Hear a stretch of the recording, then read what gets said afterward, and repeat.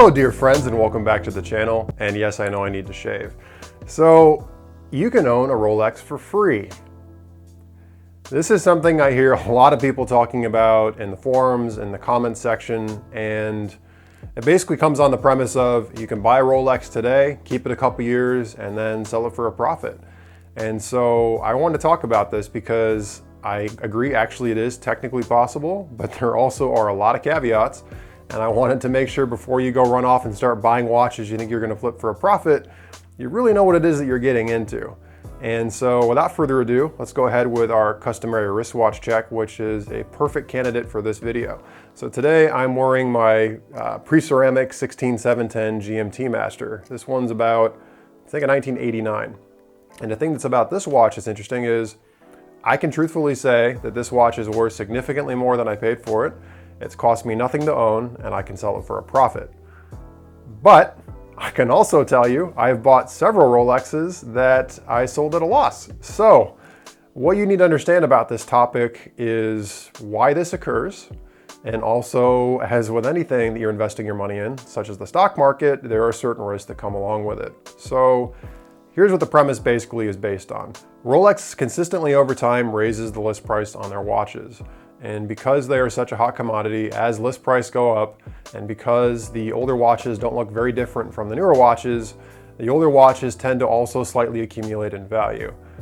Actually, sometimes the older watches go up even more in value because the newer watches have maybe a controversial design element to it. The older ones are out of production, people think they're rare, they become collectible, and all of a sudden they shoot up in value. You know, this GMT Master, for example, the new ones have the ceramic bezels on them. You don't get a steel Coke anymore. So, you know, and now they just have a new ceramic Pepsi that just came out. Price of the old ones go up. And yes, it is true, by and large, if you buy a Rolex and you keep it long enough, you will eventually get your money back. But there's a lot of things that people don't talk about when they talk about that. And a couple things is, not all Rolexes hold or increase in value the same way as others. In fact, some are really bad bets if you want to look at getting your money back out of them. It comes into how you buy the Rolexes. And also, oh, by the way, it's all about what you could have done with that money for, you know, equal value, because money over time with inflation becomes worth less money. So if you paid, you know, $5,000 for a watch in the 1990s and you can sell that watch now for, you know, $6,500, net, you've still lost money based on the value of inflation. So, you know, it really comes down to how you want to define making a profit and what it is you really expect to get out of it. So I talked about it really comes into play, you know, basically what watches you buy as well. So if you really want to try to play this game and you really think that you want to buy a watch with the least likelihood of losing a lot of money on it, and let me be clear, there is no guarantee you're not going to lose money when you buy a Rolex because the market can change. A couple years ago, we saw the China market drop off significantly. You know, we saw the recession back in 2008, 9, 10 affect Rolex prices dramatically. Rolexes were extremely cheap for a while. If you tried to sell your Rolex then, you would have taken a massive loss on it. You know, we live in a constantly evolving world, so factors are always changing. So again, like the stock market, gotta take these things into consideration. So here's the way this typically works.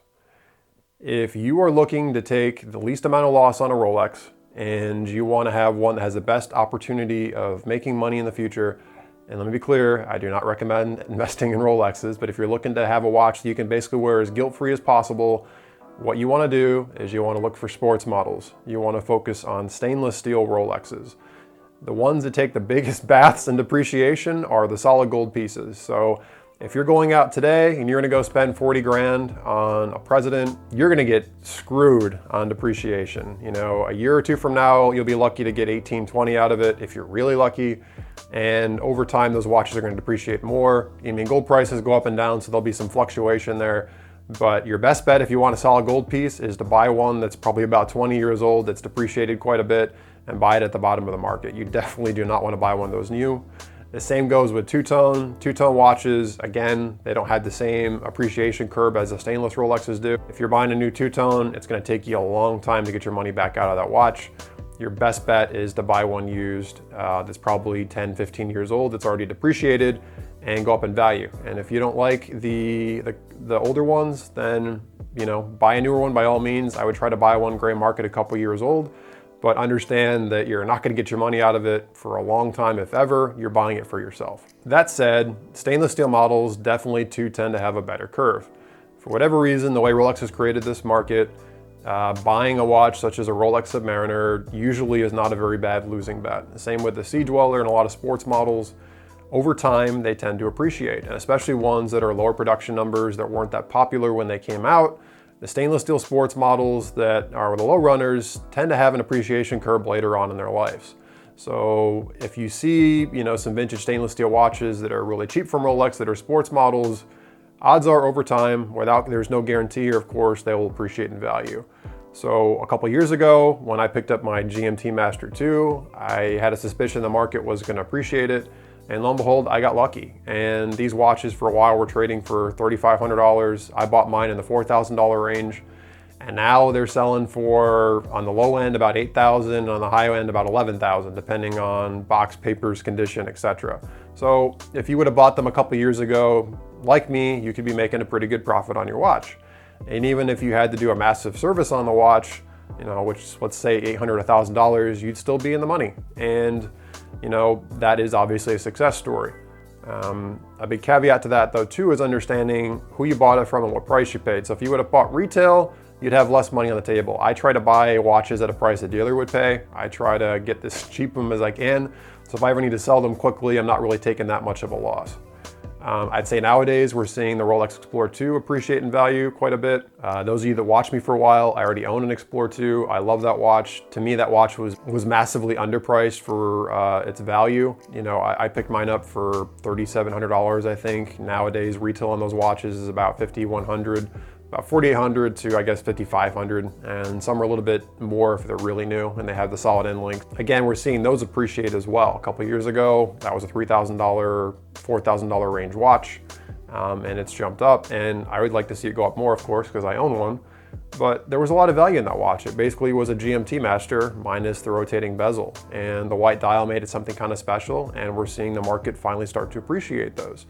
And so a lot of it is, trying to use a little bit of instinct to guess what's going to go up in value.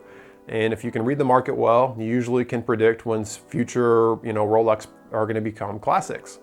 If you don't want to try to read the market and try to get a sense of what you think future tastes are going to be, because it's basically gambling and guessing what's going to be trendy, then you can definitely go for some sure bets. The reality is that vintage Rolex Submariners over time are going to continue to appreciate in value. I sold my 16610 stainless Rolex Submariner, I don't even remember, 6 years ago, something like that, for about $4,000, and the dealer sold it for $5,000.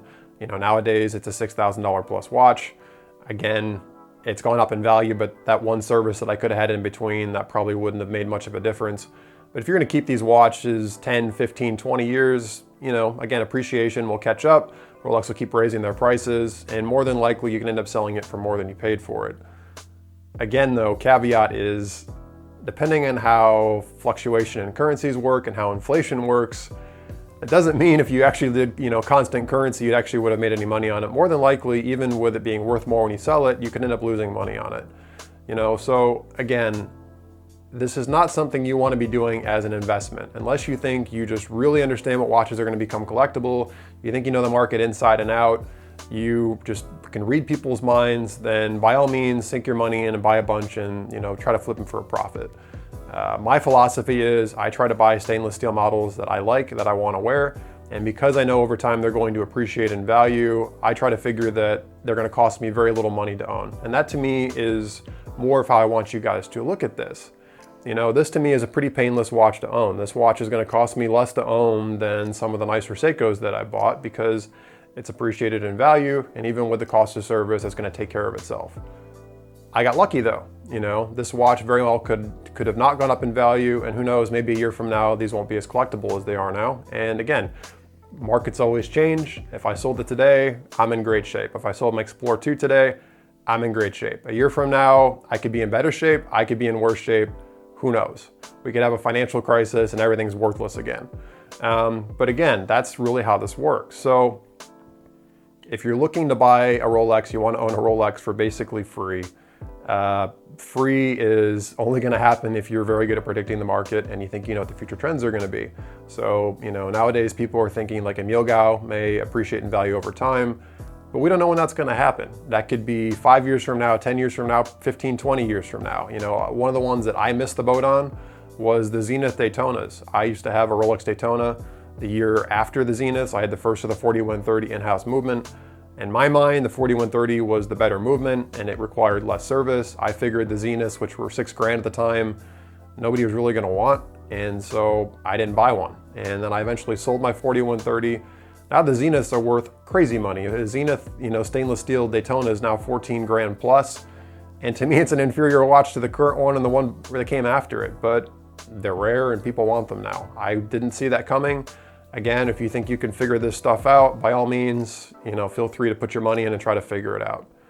But for most of you that are looking to own a Rolex as painless as possible, these are the recommendations that I would give you. I would not buy new, especially on the gold or two-tone pieces. It's going to take you a very, very, very long time to get your money back if you ever get your money back on it. I would definitely go used. If you want a gold piece, I would try to get one that's at least 10 or 15 years old, that's kind of gone through a full depreciation cycle, and then buy it. And then that way you're not going to lose much money if you have to sell it quickly. Again, if you're buying a new piece, good luck with that. You're basically throwing away thousands, if not tens of thousands of dollars right after you buy it. Best bet for holding your money and not losing a lot of money is buying a stainless steel piece. And again, my recommendation is you don't buy new. You buy gray market, or if you're lucky and you can get a hold of private party sales, you try to buy basically at dealer pricing. You try to get away with what you think you can get away at the lowest amount. Look at sold listings on eBay, try to get a sense of how cheap you can get one of these watches, and if you're lucky, find one for as good of a price as you can. Bearing in mind it comes from a reputable seller and it's in good mechanical shape.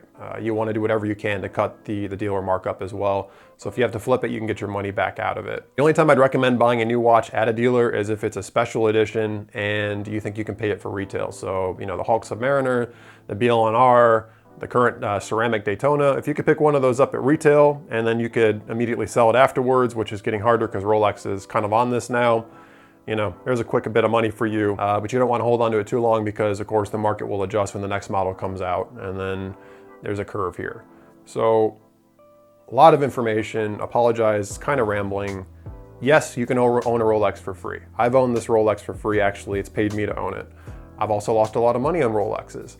And at the end of the day, you want to do the best thing you can to be conservative in what you're buying if you're trying to minimize your risk and your investment in these watches. If you're buying a watch to enjoy, then this video should be of no consequence to you. Just buy what you like. But again, I would always recommend you try to buy used or gray market from a good dealer and at least cut out the first wave of depreciation, because you're buying the same watch, why pay the first bit of depreciation? It makes no sense to me.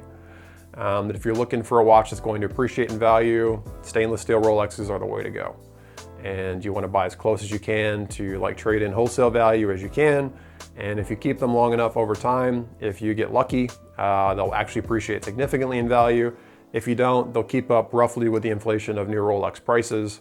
And again, over time with inflation, you may not actually make any money on them, but they'll be pretty close to net neutral, or maybe a very slight loss to own them for a long period of time, which compared to many luxury things like, like cars and such, they're actually not that painful to own. So there you go, guys. Really hope you found this helpful. Please let me know what you guys think in the comment section below. What do you disagree with me on? What did you find helpful in this video? If you liked it, thumbs up, so appreciated. Please subscribe and hit the bell icon if you haven't already, because new videos are gonna come out. By the way, to those of you that watch me frequently, yes, this video is late. I apologize, life has been very busy. I've been doing some career stuff. I've been had some marriages in the family, just a bunch of crazy stuff. I do this for fun. This isn't my career. But anyway, guys, thank you so much for tuning in. I will do my best to keep videos coming out. Great seeing you all. Love getting to do these things. So see you real soon. Take care.